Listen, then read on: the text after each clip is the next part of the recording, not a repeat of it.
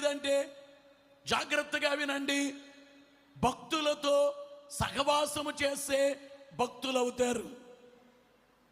భక్తులతో స్నేహము చేస్తే భక్తులవుతారు. రెండోది, భక్తిహీనులతో సహవాసము చేస్తే భ్రష్టులవుతారు. దొంగలతో సహవాసము చేస్తే దొంగలవుతారు. వ్యభిచారులతో సహవాసము చేస్తే వ్యభిచారులవుతారు. అందుకే సహవాసం, స్నేహం చాలా ప్రాముఖ్యం.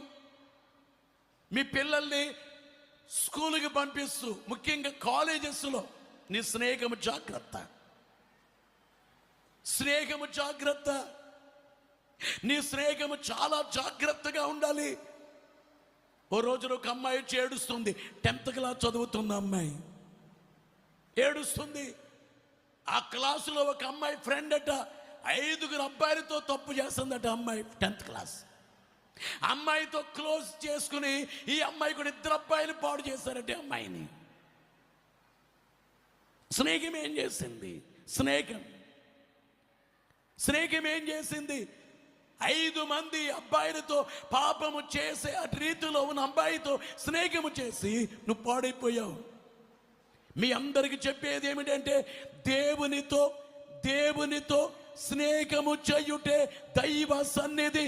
దేవునితో స్నేహం